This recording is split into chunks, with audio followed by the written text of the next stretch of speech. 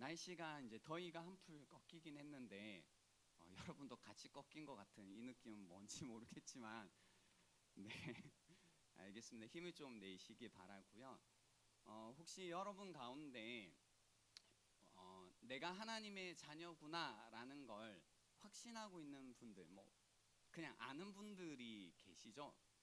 교회니까 편안하게 한번 손을 들어볼까요? 저는 하나님의 자녀입니다라고 하시는 분들 손 한번 이렇게 들어보시면 좋을 것 같은데요. 네, 역시 굉장히 그죠? 편안한 마음으로 들고 계신데요. 손을 내려주시고요. 좋아요. 이제 한번 시작해 볼게요. 너희가 그렇다고 했어. 자, 우리가 하나님의 자녀입니까? 라는 질문에 그렇다라고 이제 대답을 하는데요. 오늘 좀 전에 저희가 읽었던 말씀을 가지고 다시 정말 우리는 하나님의 자녀인가를 살펴보기 시작하면 분명히 좀 전에 손 드셨던 분들 중에 손을 내릴 분들이 있지 않을까라는 게 이제 저의 추측인데 오늘 이제 말씀에 보시면요.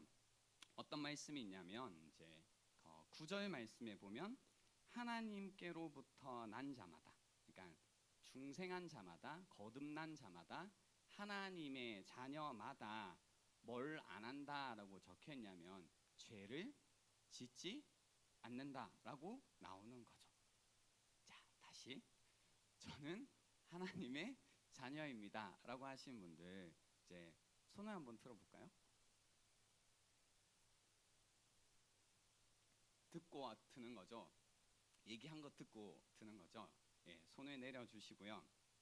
사실 저희가 오늘 읽었던 이 본문은 좀 여러분이 무슨 말인지 집중을 안 해서 이제 읽어가지고 별로 눈이 초롱초롱하지 않으신데 사실 한번 집중해서 읽어보시면 굉장히 이제 뭐지 이게 무슨 말씀이야? 라고 이제 논란이 막 일어나는 말씀입니다. 실제로 저희가 보고 있는 본문은 역사적으로 논란이 되어 왔던 본문이기도 합니다. 그 이유는요. 첫 번째는 실제 우리의 삶과 모순되기 때문에 그렇습니다. 좀 전에 읽어드린 것처럼 9절에 보면 하나님께로부터 난 자마다 죄를 짓지 않는다라고 이야기하시고 8절에 보면 죄를 짓는 자마다 뭐라고요? 마귀에게 속했다라고 이야기하시는 거거든요. 그래서 하나님께 난 자, 거듭난 사람, 하나님의 자녀는 죄를 짓지 않는다라고 선언을 하고 있습니다. 이 얘기를 들으면 이제 한 주간 동안 죄를 지었던 분들의 마음 가운데 그런 생각이 찾아올 수 있습니다. 나는 하나님의 자녀가 아니구나. 그럼 나는 뭐다? 나는 마귀의 알았어요. 하기 싫은 거죠. 예, 쟤는 좋아하지만 마귀는 싫은 거죠. 아무튼 예, 나는 마귀의 자녀인가? 뭐 이런 생각이 들기 시작합니다. 저도 특히 20대 초반 때 이 말씀을 처음 읽고 난 다음에요. 늘 자책하던 말씀이기도 하거든요. 죄를 지을 때마다 이 말씀을 읽고 나는 하나님의 자녀가 아닌가 봐. 하나님으로 난 자마다 죄를 짓지 않는다고 하는데 나는 언제쯤 하나님의 자녀가 될까? 뭐 이런 이제 순수한 마음에서 눈물을 흘리며 주님, 저도 주님의 자녀가 되고 싶어요 했던 그런 시절이 있었습니다. 그렇게 안 보이나요? 예, 아무튼 여러분은 방금 읽었던 말씀을 2번, 3번 이제 들으셨는데 누구의 자녀라고 생각이 드시나요? 하나님의 자녀라고 여전히 여러분이 이제 여겨지시나요? 지난주에 저희가 이제 설교를 통해서 감탄을 배웠습니다. 무엇보다 내가 하나님의 자녀구나라는 그 놀라운 사실에 우리가 감탄을 했는데 감탄을 한 지 일주일 만에 오늘 말씀을 읽고 실망을 할 수 있는 분들이 굉장히 많겠다 싶은데요. 이게 과연 무슨 말씀일까? 저희가 좀 살펴봤으면 좋겠고요. 또 이 본문이 논란이 되었던 이유는 첫 번째가 실제 우리의 삶과 모순이 되었다면 두 번째는 다른 성경 말씀과 모순되어져 왔기 때문에 그렇습니다. 예를 들면 우리가 이제 함께 봤던 요한일서 1장 8절에만 봐도요. 이런 말씀이 있었어요. 만일 우리가 죄가 없다고 말하면 스스로 속이고 또 진리가 우리 속에 있지 않다라고 배웠거든요. 그러니까 무슨 얘기냐면 우리가 죄가 있다라고 배웠는데 오늘 본문에서는 뭐라고 얘기하냐면 죄가 없다라고 이야기를 하는 거죠. 그러니까 이 어떤 말씀 간의 모순으로 인해 지금까지 참 많은 논쟁이 되어 왔던 본문이거든요. 그래서 많은 해석들이, 다양한 해석들이 있어 왔습니다. 간단히 좀 소개를 해드리면요, 어떤 분들은 뭐라고 얘기했냐면 죄는 짓기는 짓는데 사망에 이르는 죄는 이제 하나님으로 난 자들은 짓지 않는다라고 이제 이야기하는 분들도 있었고요. 또 어떤 분들은 여기에서 죄를 짓는다 해서 이 죄를 행한다의 동사가 현재형으로 적혀 있는데 헬라에서 현재형은 반복, 습관이라는 뜻이 있거든요. 그래서 어떻게 해석하냐면 죄는 짓긴 짓는데 한 번씩 짓고 습관적인 죄는 짓지 않는다라고 이제 해석을 했던 거죠. 그래서 고의적으로 내가 잘 알고 있는 죄를 반복적으로는 안 지어. 그런 사람은 하나님의 자녀가 아니지. 한 번씩은 지을 수는 있잖아. 뭐 이렇게 해석하기도 했고요. 세 번째는 이제 박옥수 구원파가 이야기하는 주장인데요. 우리가 짓는 죄는 죄가 아니라 죄의 증상이다. 그래서 죄는 실제로는 안 짓는다. 뭐 이런 말도 안 되는 얘기를 하기 시작하는데 왜냐하면 죄는 실제로 원죄만 죄고요. 원죄에서 비롯된 다른 행동들, 그러니까 뭐 그게 간음이든 거짓말이든 사기치는 거든 그 모든 행동은 원죄로 인해서 나타나는 증상일 뿐이니까 그런 간음이든 뭐 거짓말이든 사기는 죄가 아니다라고 뭔가 이상하죠? 그렇지만 그럴듯한 겁니다. 그 이야기를 이제 한 겁니다. 그래서 죄를 해결할 필요가 없다라고 하죠. 하나님을 처음에 믿게 되면 우리의 원죄가 해결되었기 때문에 그 뒤로 일어나는 죄의 증상으로서의 어떤 일들은 굳이 해결할 필요가 없다. 이미 구원받았다. 요거 이제 박옥수 구원파 이단이 주장하는 겁니다. 제가 주장한 거 아니다. 그죠? 구독 해줄 수 있죠? 예. 오케이. 예. 또는 어떤 분들이 있었냐면 중생한 영은 범죄하지 않는다라고 해석한 분들도 있었습니다. 이거는 어떻게 이제 본 거냐면 우리가 이제 거듭나게 되면 영이 거듭나게 되는데 우리의 몸은 죄를 짓지만 우리의 영과 육을 이제 분리시킨 거죠. 이 영은 범죄하지 않는다. 그래서 혹시나 우리의 몸으로는 이런저런 죄를 지을 수 있지만 우리의 영은 여전히 퓨어하게 남아있다. 죄를 짓지 않는다. 뭐 이런 뭐 말도 안 되는 이런 이야기들을 해왔습니다. 그래서 오늘 저는 여러분과 함께 시간의 제한이 있겠지만 그 시간 안에서 과연 이 말씀은 무엇을 뜻하는 걸까? 죄를 짓지 않는다라는 것은 어떤 이야기일까? 나는 하나님의 과연 자녀일까? 아니면 마귀의 자녀일까를 좀 살펴보는 시간을 가지려고 합니다. 그래서 우선 죄를 짓는다에서 뭐부터 좀 보려고 하냐면요. 죄가 뭘까? 죄의 본질이 무엇일까를 좀 살펴보려고 합니다. 왜냐하면 죄의 본질이 무엇인지 올바르게 이해하지 못할 때 좀 전에 제가 설명했던 좀 바르지 못한 신학들을 또 개념들을 가지게 되거든요. 죄에 대해서 잘못 이해하기 시작하면 구원에 관해서도 잘못 이해하기 시작합니다. 그래서 죄의 본질에 관해서 한번 배워보긴 할 텐데요. 좀 어려울 수 있지만 여러분이 이제 아기들이 아니잖아요. 믿음의 성장을 하기 위해서는 조금 더 배워볼 필요가 있습니다. 한번 들어봐 주시면 좋겠습니다. 죄라는 것은 하마르티아라는 이제 헬라어 단어에서 왔는데요. 그냥 사전적인 의미는 어떤 거냐면 하나님의 기준 또는 하나님의 법으로부터 벗어났다라는 뜻이 있습니다. 그러니까 죄라는 것은 다 사전적인 의미는 하나님의 기준, 하나님의 법으로부터 벗어나 있는 상태가 죄가 가지고 있는 사전적인 의미입니다. 근데 이제 여기까지는 아마 지금까지 지내시면서 설교 시간이나 혹은 성장반 뭐 이런 것들을 통해서 들어보신 경험이 있을 겁니다. 근데 조금 더 한번 들어가 볼게요. 죄에 관해서 이제 우리가 이야기할 때는 어떤 걸 좀 전제를 해야 되냐면요. 죄라는 것은 자기만의 독립적인 존재를 갖지 않는다라는 개념을 이해하셔야 됩니다. 이거는 원래 어거스틴이 이해했던 바인데요.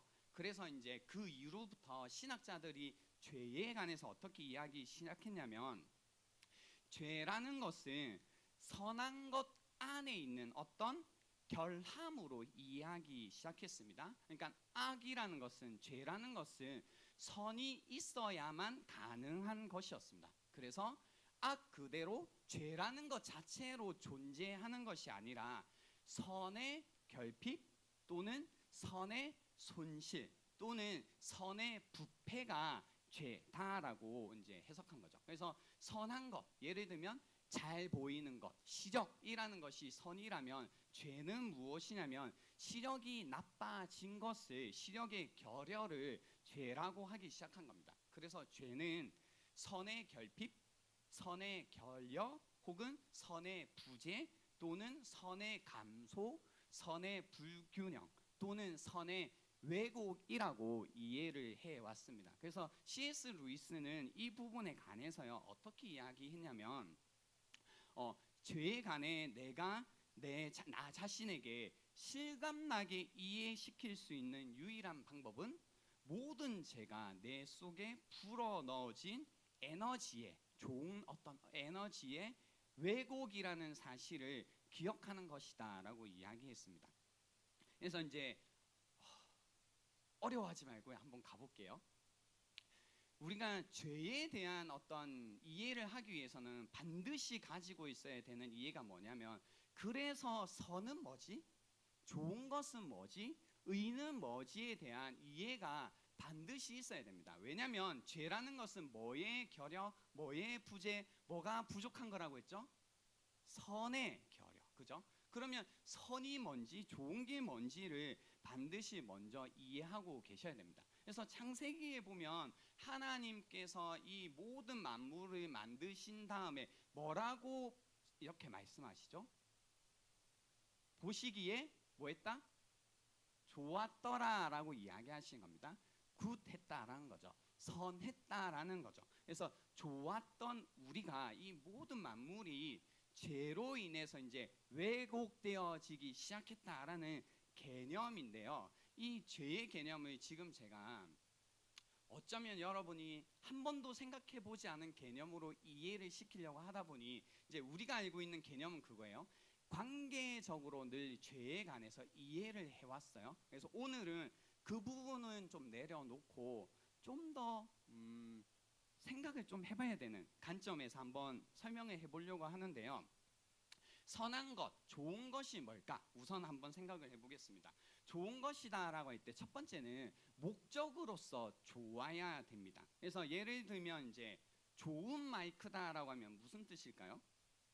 이 마이크가, 이 마이크를 만든 목적에 맞게 소리가 잘 나는 것이 이제 좋은 뭐예요?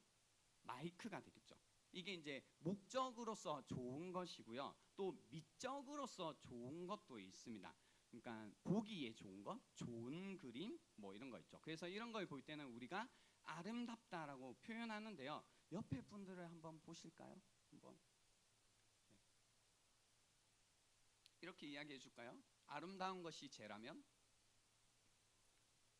너는 뭐예요? 예, 알아서 하시고요. 예, 좋습니다. 뭐 그런 개념. 그리고 이제 도덕적으로 좋은 것이 있습니다. 그래서 이거는 그 목적과 미적인 것들은 우리가 사람에게도 부여하지만 사람 외에 다른 것들에도 부여하지만 사람에게만 부여하는 것이 있는데, 그게 뭐냐면 이제 도덕적으로 좋다라는 겁니다. 그래서 좋은 사람이라는 표현이 있고 착하다라고 우리가 흔히 말하기도 합니다. 그래서 성경이 사람을 향해서 좋다, 의롭다라고 이야기할 때는 사람이 어떤 행동, 태도, 모습을 가해서 이제 좋다라고 표현을 하는데요. 성경의 전체적인 것들을 좀 정리를 해서 뭐라고 이야기했냐면 세 가지가 있는데요. 첫 번째는 기준이 있고요. 두 번째는 목적이 있고 세 번째는 동기가 있습니다. 혹시 적고 계신 분들은 이렇게 삼각형을 하나 그리시고요. 제일 끝에다가 기준이라고 적고 이쪽에다가 목적이라고 적고 여기다가 동기라고 적으시면 되는데요. 하나씩 볼게요. 그 성경이 사람을 향해서 좋다, 선하다, 의롭다 할 때는 첫 번째는 이 기준에 관한 이야기입니다. 그래서 하나님의 기준, 하나님의 법에 순종하는 사람들을 향해 좋다, 선하다, 의롭다라고 이야기하는 겁니다. 그래서 성경이 우리에게 끊임없이 요구하시는 것 중에 하나가 뭐냐면 하나님의 말씀을 믿고 믿은 말씀을 한번 해보고 그리고 나서 그것을 나의 것으로 흡수하고 그리고 그 말씀의 진가를 이제 알아보는 이런 것들을 우리에게 요구하시죠. 이게 이제 하나님의 기준과 하나님의 법에 우리가 순종을 하고 있다라는 뜻인데요. 굉장히 좋은 거잖아요. 그죠? 어떤 기준이 있다라는 것, 어떤 법이 있다라는 것. 근데 이 땅을 만드신 분의 기준과 이 세상을 만든 분의 어떤 원리를 내가 알고 그것을 지키고 있다라는 것은 굉장히 좋은 겁니다. 아시겠지만 예를 들면 좋은 기준과 좋은 법을 알고 있고 지키고 있다라는 것은 굉장히 그 사람을 풍성하게 만들어 줍니다. 예를 들면 이겁니다. 이번에 국내 선교를 다녀왔는데요. 국내 선교가 이제 팀이 잘한 것 중에 하나가 뭐가 있었냐면 원칙이라는 것을 만들었을 뿐만 아니라 그 원칙을 이제 이것이 우리에게 필요하다고 믿고 그리고 그것을 해보고 그리고 자기의 것으로 흡수하고 그리고 그 원칙의 진가를 알아보는 뭐 이런 것들을 했는데 그 중에 하나가 뭐였냐면 부정적인 말을 하지 않기로 이제 했었거든요. 그래서 이제 막 그런 거 있잖아요. 부정적인 말을 하지 않기라고 하니까 날씨가 엄청 더운데도 사람들이 못하는 말이 있었어요.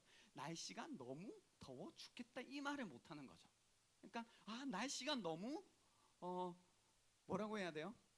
그냥 따뜻하다 아니면 그냥 좋다. 뭐 이제 배가 너무 고프다라고 하면 뭔가 부정적인 것 같아서 배가 너무 뭐 이제 하다가 많은 것들을 했는데요. 그래서 날씨가 많이 더워도 힘든 일이 있어도 이것이 너무 짜증 나는데 뭐 이런 얘기 쉽게 해버릴 수 있지만 그런 말들을 모두가 이제 참고 하지 않고 이제 한 거죠. 그랬더니 이제 그런 부정적인 분위기와 어떤 태도들이 없다 보니까 팀이 점점 더 밝아지고 아무리 힘든 상황 속에서도 긍정적인 태도들을 놓치지 않으니까 다운되지 않더라고요. 그러니까 좋은 어떤 원칙을 함께 지켜낸 것을 통해서 많은 유익들을 이제 누렸다라는 겁니다. 그래서인지요. 이걸 생각을 해보니까 예수님이 우리에게 하셨던 이 말씀이 좀 이해가 됐어요. 그 말씀이죠. 요한복음 8장에 있는 말씀인데요. 그러므로 예수께서 자기를 믿은 유대인에게 이르시되 너희가 내 말에 거하면 참으로 내 제자가 되고 진리를 알지니 진리가 너희를 어떻게 하리라? 자유롭게 하리라 라는 이 말씀이 이제 이해가 되더라고요. 그러니까 우리가 보통 어떤 하나님의 법이니 하나님의 뜻이니 하나님의 기준을 지켜야 된다라고 생각하면 지금까지 좀 잘못된 그림 가운데 그것을 배워오다 보니 그것을 지키는 게 뭔가 짐 같고 괴로움 같고 뭔가 늘 정죄받는 느낌이었지만 사실 하나님의 법을 알고 그것을 믿고 그것을 해보고 그것 가운데 그것을 내 것으로 만들고 그래서 그 진가를 알아보는 이 말씀을 지켜가는 순종하는 태도라는 것은요 굉장히 그 사람에게 진리를 알아서 진리가 주는 그 자유함을 느끼게 만드는 거거든요. 그래서 성경에 보면 이런 말씀들이 많이 있습니다. 진리를 순종하는 것이 하나님의 율법이 우리 안에 큰 기쁨이니 즐거움이니 이런 말씀들이 그래서 많이 있다라는 겁니다. 이쯤에서 약간 제가 말하고 있는 것에서 옆으로 벗어나지만 꼭 말씀드리고 싶은 것 중에 하나는 뭐냐면 하나님의 말씀을 그래서 순종하는 게 중요한데요. 그리스도인들은 하나님의 율법을 순종해서 구원을 얻는 게 아니라 구원을 받았기에 뭐 하는 거예요? 하나님의 말씀에 하나님의 뜻에 뭐 하는 거다? 순종하는 거다라는 사실을 놓치지 마시고 우리가 세상 가운데 거하고 있는 자들이라면 이제 순종하지 않겠지만 그래서 하나님의 자녀이기에 순종한다라는 사실도 함께 기억을 해주시면 좋겠는데요. 그래서 여기 첫 번째 기준을 따르는 것이 선이라면 무엇이 죄가 될까요? 기준을 따르지 않는 것이 뭐가 될까요? 죄가 되는 겁니다. 그렇죠? 하나님의 법, 하나님의 뜻을 불순종하는 것이 이런 의미에서 죄가 된다라는 겁니다. 그래서 범죄라는 것은 죄라는 것은 하나님의 명령에 불순종하는 것이 죄가 되는 겁니다. 오늘날 이제 교회에서는 이런 얘기 굉장히 힘들어요. 왜냐하면 그 뭔가 건의에 대한 부정적인 성향들이 많으시고 그래서 혐오감까지는 아니지만 뭔가 하나님의 법 이거 하셔야 됩니다라는 이야기 이것이 진리입니다 이렇게 사셔야 됩니다라는 이야기에 불쾌감을 느끼는 것도 사실이기 때문입니다. 그러나 우리가 구원을 받았다면 하나님의 자녀라면 하나님께 속한 자라면 하나님의 법에 순종하는 것이 필요하다라는 걸 아셔야 됩니다. 하나님의 법 없이 살겠다. 나는 법 없이 살래. 라는 걸 이제 무법자라고 이야기하는데요. 이것이 오늘 저희가 읽었던 요한일서 3장 4절에 나오는 불법의 의미입니다. 죄를 짓는 자마다 불법을 행하나니 죄는 불법이라라고 해서요. 불법의 의미 자체가 무법의 상태를 의미합니다. 그래서 나는 법이 없는 거죠. 그러니까 그 마음 가운데 어떤 기준도 없고 하나님의 법도 없고 하나님의 뜻도 없이 그냥 내 뜻대로 내 기준대로 더 편하게 얘기하면 내 마음대로 내가 하고 싶은 대로 내 욕심대로 살아가는 것이 이제 이 죄의 상태, 이 불법의 상태로 이해하시면 되는 겁니다. 그래서 죄를 짓는 자마다 불법을 행하나니 죄는 불법이다라고 성경이 이야기하는 겁니다. 이쯤 되면 나오는 분이 계시죠. 마틴 로이드 존스 목사님께서 요한일서 이 부분에 관해서 이제 글을 적으시면서요. 그래서 이렇게 이야기하셨어요. 죄란 율법에 어긋나는 것이며 하나님의 법을 깨트리는 것이며 하나님을 거슬러 반역하는 행위이며 불순종하는 것이며 하나님이 우리에게 요청하는 삶의 내용대로 살지 못한다는 것이다. 이것이 죄의 본질이다. 죄를 단순히 우리에게 있는 어떤 약점이나 실수 정도로 이해해서는 안 된다. 또한 아직도 벗어버리지 못한 과거의 어떤 형편 없는 삶 정도로 이해해서도 안 된다. 죄는 율법을 어기는 것이다. 죄는 하나님과 우리를 향한 그분의 거룩한 뜻에 불순종하는 것이다 라고 이야기하신 겁니다. 그래서 우리가 지금 죄의 본질에 관해서 이야기하고 있는데요. 삼각형 기억나세요? 제일 위에 뭐였죠? 기준. 그래서 죄라는 것은 잘못된 기준, 기준을 따르지 않는 것이 죄고요. 두 번째, 삼각형에서 이쪽에 뭐가 있었죠? 목적이 있었는데요. 이제 우리의 하나님 앞에서 이제 우리가 살아갈 때 내가 뭔가 죄를 저질렀다, 죄를 행했다, 범죄했다라는 의미는 단순히 이제 하나님의 기준과 하나님의 말씀에 불순종한 것 정도가 아니다라는 뜻인데요. 우선 좋은 것부터 얘기하면 이거죠. 이 목적이라는 게 있는데 그 사람들에게는 목적이 있는 겁니다. 내가 선하게 살고 있다라는 것은 단순히 어떤 기준에 맞게 잘 살아가고 있는 정도가 아니라 나라는 존재가 나라는 존재가 예, 이 땅에 태어난 웃지 마세요. 예, 나라는 존재가 이 땅에 태어난 혹은 나에게 어떤 부여된 그 임무에 맞게 목적에 맞게 잘 살아갈 때 잘 산다, 선하다, 의롭다라고 이야기해야 된다라는 겁니다. 그래서 성경에 보면 우리를 향해서 목적에 관한 구절들이 있는 거죠. 예를 들면 고린도전서 10장 31절 말씀에 보면 그런즉 너희가 먹든지 마시든지 무엇을 하든지 다 무엇을 위하여 하라? 하나님의 영광을 위하여. 처음 듣는 얘기예요. 네, 죄송해요. 제가 하나님의 영광을 위하여 하라라는 말씀도 있고 마태복음 6장 33절 말씀에 보면 그런즉 너희는 먼저 그의 나라와 그의 의를 구하라 라는 그 이 목적, 삶의 목적에 관한 말씀들이 있다라는 겁니다. 그래서 무엇을 위해 살고 있는가, 내가 목적에 맞게 살고 있는가라는 것이 내가 잘 살고 있는가 아니면 범죄하고 있는가를 가리는 기준이 된다라는 겁니다. 혹시 여러분 등대지기 이야기 알고 계신가요? 알 수가 없죠. 저도 처음 봤는데 등대지기가 있었습니다. 그는 등대의 빛을 늘 밝히기 위해서요, 매달 한 번씩 공급처로부터 기름을 공급받았습니다. 해안에서 그리 멀리 떨어진 곳이 아니다 보니까 사람들이 이제 그 등대에 자주 왔다 갔다 왕래를 했습니다. 어느 날 밤에 그 마을에 살고 있는 한 부인이 찾아왔습니다. 자기 집에 난로에 이제 불을 지펴야 되는데 기름이 없다라는 거였습니다. 그래서 기름을 좀 줄 수 있느냐 달라고 하니 마음이 이제 안타까웠던 거죠. 그래서 기름을 내주었습니다. 또 어떤 사람이 찾아왔습니다. 등불에 불을 켜야 되는데 기름이 없다. 기름을 좀 줄 수 있냐라고 하니까 알겠다. 기름 많으니 갖고 가라 하면서 기름을 좀 준 거죠. 또 다른 사람이 왔습니다. 내가 자동차를 타고 가야 되는데 지금 기름이 없다. 그러냐? 그러면 이 기름을 좀 써라라고 하면서 이제 그들의 입장이 충분히 이해되었기 때문에 가지고 있던 기름들을 조금씩 계속 나눠 준 겁니다. 그들의 부탁을 들어준 거죠.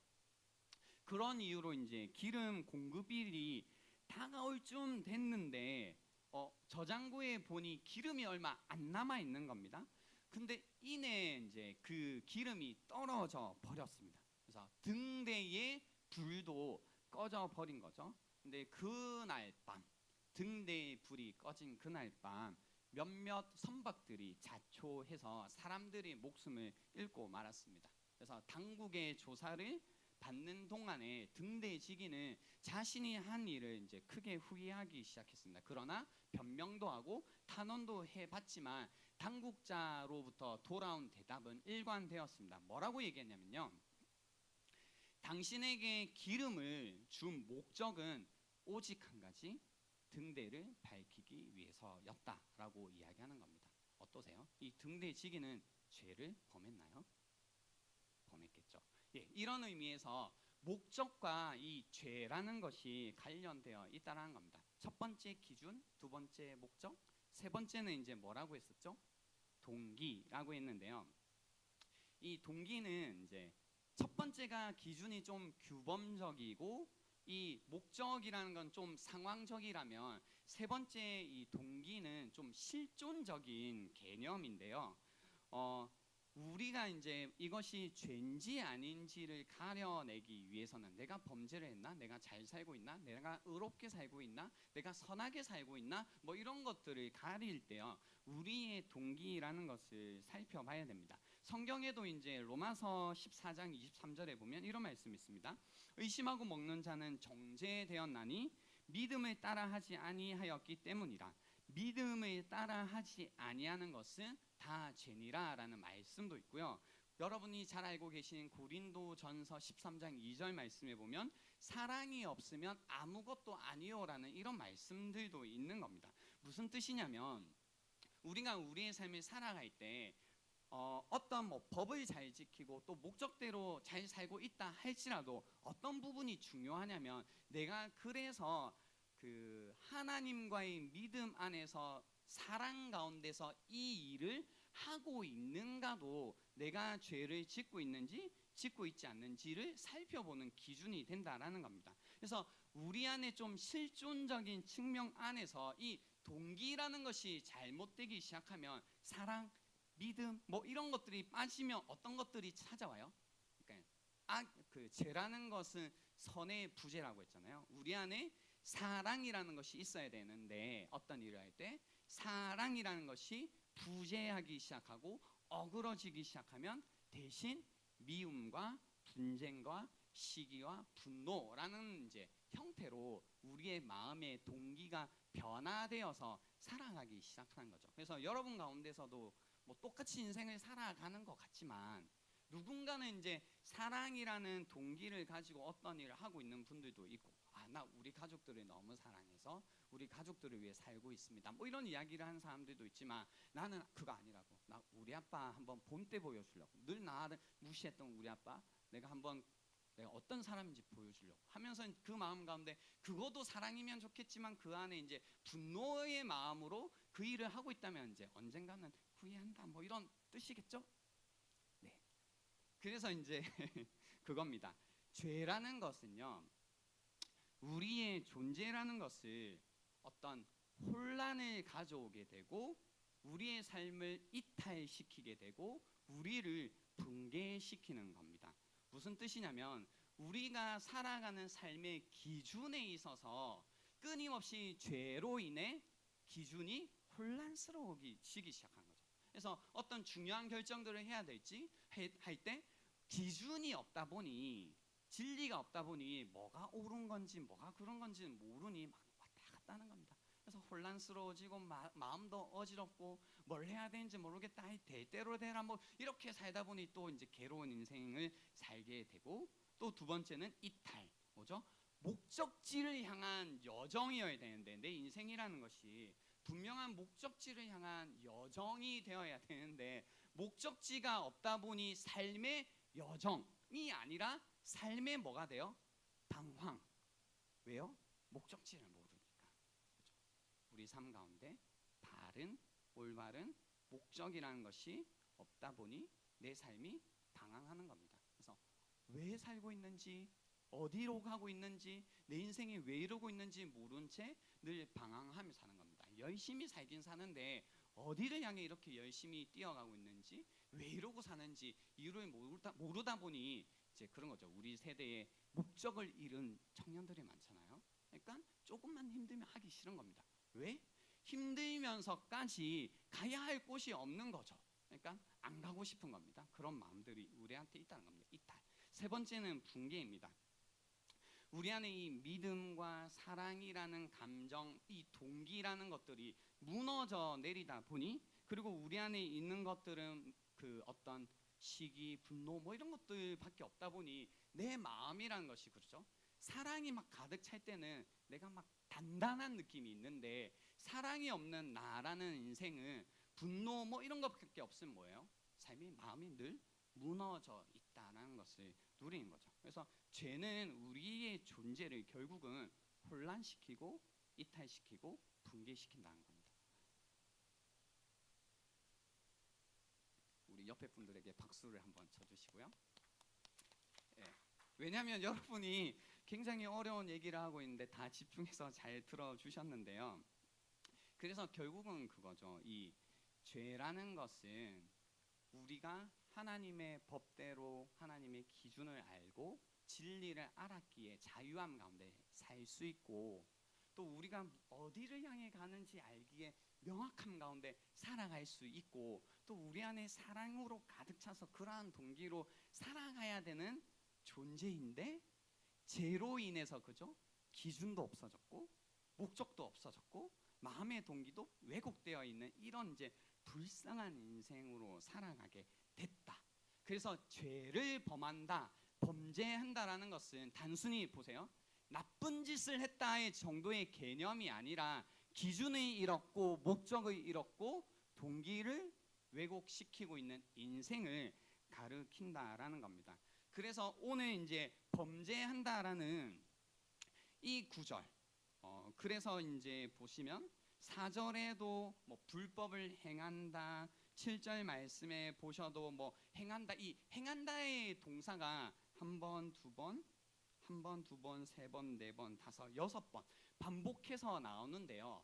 무엇을 행하면서 살기 시작하냐면 이제 마귀의 자녀들은 죄를 행하면서 시작하는데요. 이 행한다의 동사가 그냥 쉽게 얘기하면 무언가를 생산하고 만들어낸다라는 겁니다. 그래서 여러분이 내가 죄인인지 아닌지, 내가 죄를 짓고 있는지 안 짓고 있는지, 내가 범죄하는지 안 하는지, 이거는 뭐 여러분 내가 생각할 때는 내 기준으로 볼 때는 죄보단 착하자 뭐 이런 거 다 갖다 버리고요. 이거죠. 내가 살고 있는데, 내가 무언가를 행하고 있는데 결국 나는 내 인생으로 무엇을 만들어내고 있지? 나는 어떤 열매를 만들고 있지? 나는 어떤 상태가 되어져 가고 있지를 보시면 내가 범죄를 행하면서 살고 있는지 아니면 의를 행하며 살고 있는지 나타난다라는 겁니다. 그리고 이 행하다의 의미가 마땅히 해야 할 옳은 일을 수행하다, 지키다라는 뜻이 있거든요. 그러니까 이거는 이런 의미가 되겠죠. 행한다라고 할 때 여러분은 마땅히 옳은 일을 하고 계십니까? 이게 아니고요. 그렇게 질문하면 또 이상하게 가거든요. 이거예요. 여러분에게는 마땅히 해야 할 일이 무엇인가요? 라는 질문을 해야 됩니다. 나에게는 내 인생에 있어서는 마땅히 해야 할 일이 무엇인가라는 겁니다. 마땅히 해야 할 일, 내가 마땅히 지켜야 될 일이 무엇인가라는 질문을 봐야 되거든요. 왜냐하면 이제 그런 겁니다. 우리가 아무리 교회에 와가지고요, 이게 하나님의 뜻입니다, 이게 하나님의 법입니다, 이게 하나님이 여러분을 향하신 마음입니다, 아무리 들어도 내 마음 가운데 그 얘기를 들어도 그럴 때 있거든요. 그럴 때라기보다 이런 사람이 있어요. 아무리 들어도 들리지 않고 그래도 내가 마땅히 해야 할 것은 그런 게 아니야. 마땅히 해야 될 건 내가 생각하는 요거야, 아니면 내 욕심이 이끄는 요거야 라는 것들이 있거든요. 그래서 제가 늘 유혹이라는 단어로 요것들을 이제 계속 설명해 주는데요. 누군가에게는 세상이 유혹이지만 누군가에게는 세상이 유혹이 아니라 마땅한 거라는 거죠. 그런 거 있잖아요. 하나님의 자녀라면 당연히 이제 범죄를 죄를 짓지 않는 상태. 그러니까 그 안에 하나님의 기준도 생겼고 하나님께서 세워주신 목적을 향해서 살아가기도 하고 내 안에 하나님께서 주신 좋은 동기라는 게 생겼다 보니 이 기준을 깨뜨리려고 하는 그 무언가가 들어올 때 이건 뭐예요? 유혹이 되고 하나님께서 나에게 주신 그 목적을 향해 가고 있는데 막 그걸 방해하고 돌리려고 하는 그것은 유혹이죠. 그죠? 그리고 내 안에 막 사랑하고 싶은 동기가 있는 마음이 있는데 그러지 못할 때 막 미운 마음이 들 때 이런 것들은 뭐예요? 유혹인데 그런 생각이 안 드는 거야.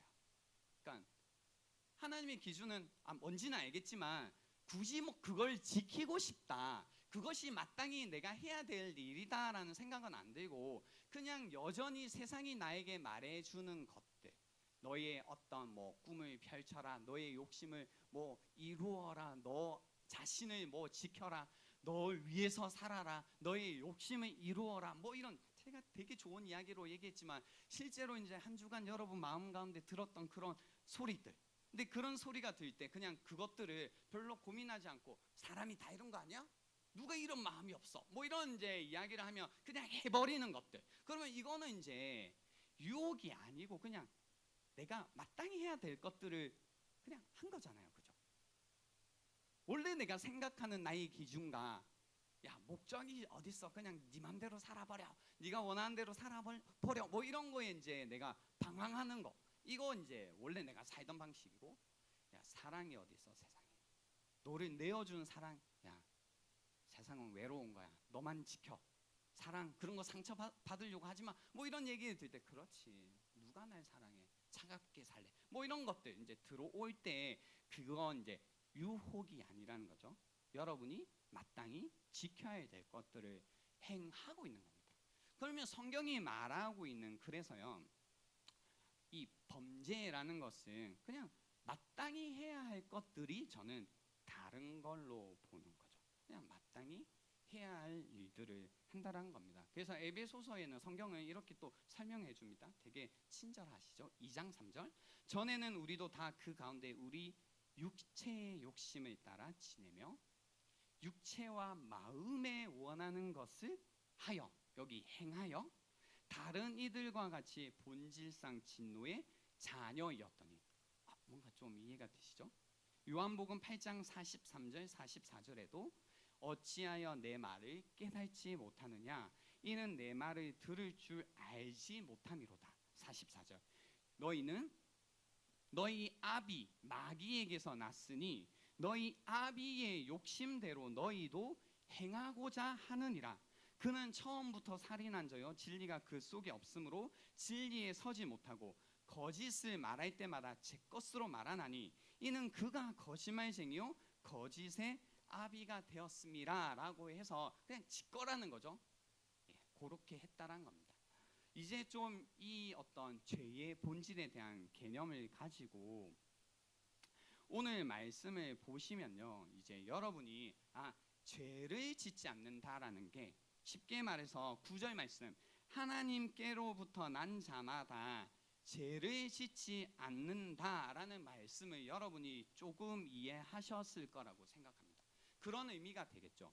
하나님으로부터 난 자마다, 하나님께서 거듭나게 한 자마다, 그래서 하나님께서 우리의 마음을 변화시켜 주신 자마다 이제 하나님의 기준대로, 하나님의 뜻대로 살아가게 되고, 하나님께서 거듭나게 한 자마다 이제는 하나님의 그 목적 뭐예요? 하나님의 뜻을 구하며 하나님의 의를 구하며 하나님의 나라를 구하며 살아가는 인생, 그리고 날마다 우리의 동기, 우리 안에 하나님과 그 믿음과 사랑이란 것을 늘 살피며 살아가는 자들이 뭐예요? 되었다라는 거죠. 그런 의미에서 범죄하지 않는다, 이제 죄 짓지 않는다라고 성경이 이야기하는 겁니다. 그래서 이어서 이렇게 이야기하신 거죠. 이는 하나님의 씨가 그의 속에 거함이요 그도 범죄하지 못하는 것은 하나님께로 났음이라 라고 해서요, 이 말씀에 이제 여러분에게, 여러분이 하나님의 자녀라면 하나님이 여러분 안에 심어주신 이 하나님의 씨라는 게 있다는 겁니다. 이것만 가지고도 한 시간 설교할 수 있기 때문에 줄이면요, 우리 안에 쉽게 말하면 하나님의 자녀가 되면 새로운 우리 내면에 다이나믹이 생긴다라는 겁니다. 이전에는 나는 무법의 상태로 하나님 뭐 뜻 필요 없고 그냥 내 마음대로 내 욕심대로 살던 인생, 그리고 그냥 아무 뭐 목적도 없이 방황하며 살던 인생, 사랑이 뭔지 모르면 살던 인생에서 우리 안에 하나님이 심어주신 하나님의 씨로 인해 이제는 천천히 어떤 점진적으로 씨가 자라 열매를 맺어가는 것처럼, 당장에 보기에는 여러분이 옆에 사람들 볼 때 완벽하지 않고 완전하지 않지만 이 씨라는 것이 이제는 우리 안에 심겨져서 우리 안에 회개와 믿음과 순종이라는 새로운 다이나믹, 이것이 생기기 시작해서 죄를 지을 때도 있겠지만 그럴 때마다 하나님 앞에 나의 죄된 모습을, 나의 연약함을 고백하고 하나님이 주시는 능력으로 새롭게 하나님의 뜻에 순종하며 하나님의 목적을 향해 살아가며 내 동기를 깨끗하게 하며 살아가는 하나님의 자녀가 되었다라는 이 말씀을 오늘 성경이 우리에게 하고 계신 겁니다. 이제 말씀을 마무리하려고 하는데요, 제가 지금까지 이렇게 설명을 하면서 왜 많은 사람들이 오늘 본문을 헷갈려 왔을까? 사실 좀 생각을 해보면 그렇게 어렵지 않은데 왜 이 본문이 늘 어려웠을까라고 할 때요, 전 되게 교만해서 그랬다라고 생각하거든요. 어떻게 해서든 죄 짓지 않는 인간이 돼보겠다, 아니면 나는 죄가 없어 라고 부인하려고 하는 이 인간의 나쁜 악한 마음이 끊임없이 이런 본문들을 제대로 있는 그대로 보지 못하게 만들었구나라고 생각이 들더라고요. 왜냐하면 저도 처음에 오늘 본문을 보면서 계속 무슨 생각이 했냐면, 어떻게 하면 죄를 짓지 않지? 나는 죄를 짓는데? 여러분도 죄를 짓잖아요? 그죠? 근데 왜 하나님의 자녀는 죄를 짓지 않는다고 해서 계속 나는 죄를 짓는가? 다른 사람들은 죄를 짓는가? 나는 어떻게 하면 죄를 짓지 않을 것인가? 다른 사람들은 죄를 짓지 않는 사람이 있을 것인가? 계속 나, 우리, 사람들, 여기에만 집중이 계속 되더라고요. 그러니까 막 이상한 데로 가요, 생각이. 아, 이거 거짓말인가? 아닌가? 근데 오늘 말씀에서 사실 진짜 중요한 말씀은 5절과 8절에 담겨져 있어요. 뭐냐면 5절에 그가 우리 죄를 없애려고 나타나신 것은 이라는 이 한 말씀과 8절 말씀에 담겨 있는 하나님의 아들이 나타나신 것은 마귀의 일을 멸하려 하심이라는 이 두 구절의 말씀, 특히 하나님의 아들이 그가 나타나셨다라는 이 말씀이 사실은 오늘 본문에 담겨 있는 복음이거든요. 뭐냐면 우리가 끊임없이 우리가 살아가면서 나를 보고 주변 사람들을 보며 비교해 갈 때에는 끊임없이 우리는 소망이 없다라는 겁니다. 우리가 어떻게 죄를 안지요? 근데 그런 우리, 나밖에 보이지 않는, 나밖에 나타나지 않는 우리의 인생 가운데 예수 그리스도, 우리의 죄를 없애기 위해서 이 땅에 오신 그분이, 그리고 사탄의 그 역사를 멸하기 위해서 승리하신 그분이 나타나셨다라는 그 사실이 우리에게 나타나기 시작한다면 이 죄의 문제가 해결되기 시작한다는 겁니다. 그분이 우리의 죄를 해결하셨다라는 겁니다.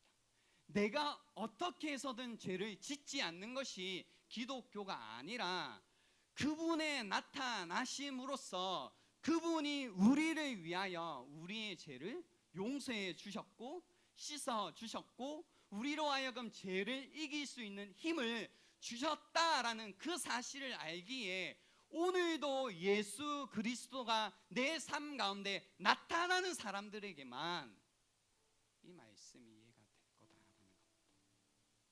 여러분에게는 예수 그리스도가 오늘도 나타나십니까?